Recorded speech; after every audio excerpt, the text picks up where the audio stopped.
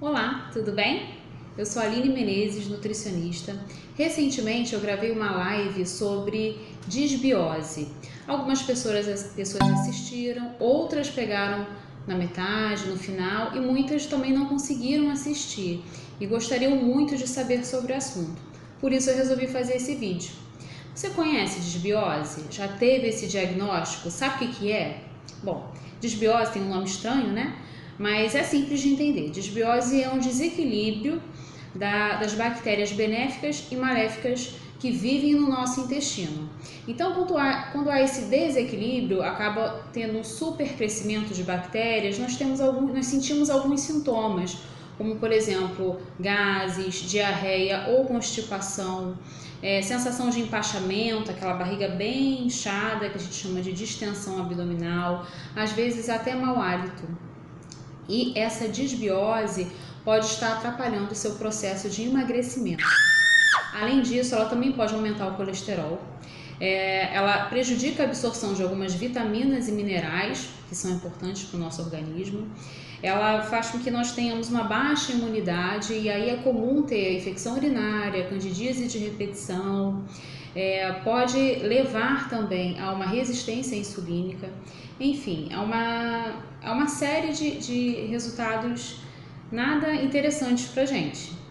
Na verdade, isso é um estudo muito recente, são estudos recentes, mas já se foi descoberto muitas coisas interessantes, né?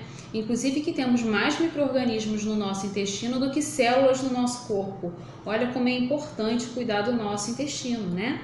Ele agora está sendo considerado como um segundo cérebro, porque ele pode interferir até mesmo no cérebro, no humor, né? Através da disbiose ou da regularização da microbiota intestinal. Então, como é que eu posso fazer para não ter disbiose, né? O que será que leva à disbiose? Bom, a disbiose é causada por estresse, que eu sei que é um pouquinho difícil de controlar, mas tem algumas técnicas por aí, né? Meditação é uma delas, enfim, cada um tem a sua técnica, né? Tem o seu método, terapias. E outro fator muito importante que causa a disbiose é a alimentação, a má alimentação. O uso excessivo de industrializados, ultraprocessados, uma dieta rica em gordura, carboidratos, pobre em fibras, isso tudo pode fazer com que haja essa disbiose no seu intestino. Bom, e como é que essa disbiose pode atrapalhar o seu emagrecimento, entre outras coisas? Lá no nosso intestino, quando acontece esse supercrescimento de algumas bactérias, né, essa disbiose, isso acaba fazendo com que a permeabilidade do intestino, que é uma membrana, fique mais fácil, ou seja, aumenta a permeabilidade. Isso faz com que alguns patógenos, né, alguns agentes nocivos, possam entrar com maior facilidade na nossa corrente sanguínea. Isso causa uma cascata inflamatória, isso pode levar a uma resistência insulínica. Além disso, a disbiose faz também com que a gente fique com algumas enzimas digestivas inativadas. Então a gente não consegue digerir bem um alimento que antes a gente digeria. E aí o nosso corpo acaba reagindo, reconhecendo esse alimento como um antígeno, como algo nocivo que precisa ser combatido. E aí também tem uma cascata inflamatória, fazendo com que tenhamos todas essas reações de inchaço, gases, empachamento. E a não absorção de vitaminas e minerais tão importantes para a gente. Foram feitos alguns estudos, né, comparando como é que é o intestino, né, a microbiota do obeso e do não obeso, e viram que é totalmente diferente. Tem um estudo muito interessante que fizeram com ratos até, tiraram uma parte da microbiota do intestino de um obeso e inocularam, né, introduziram no intestino do não obeso. E o que aconteceu? O não obeso começou a ganhar peso com a mesma dieta, tanto do obeso quanto do não obeso. Então a única diferença ali foi realmente a microbiota, para você ver que isso também influencia e muito no processo de emagrecimento, entre outras coisas. Bom, e aí, né? O que fazer? Uma vez diagnosticado, o que fazer para combater essa disbiose ou para evitar que ela ocorra? Bom, primeiramente, além do controle do estresse, né, é o controle da alimentação. Evite alimentos industrializados, ultraprocessados. Sabe, quando a gente olha a lista de ingredientes, ela é enorme, tem até umas siglas, coisas difíceis de entender que nem parece alimento. Então evita o máximo que você puder. Fique em alimentos naturais, alimentos como frutas, legumes, verduras, que também são ricas em fibras, e as fibras são muito importantes para a nutrição da microbiota intestinal. Então, que não tenha excesso de gordura na sua alimentação, principalmente as gorduras saturadas, gordura trans, tem que tirar mesmo da alimentação. Não ter alimentos industrializados, aumentar as fibras da dieta, que é onde tem nas verduras, legumes, frutas, alguns cereais integrais.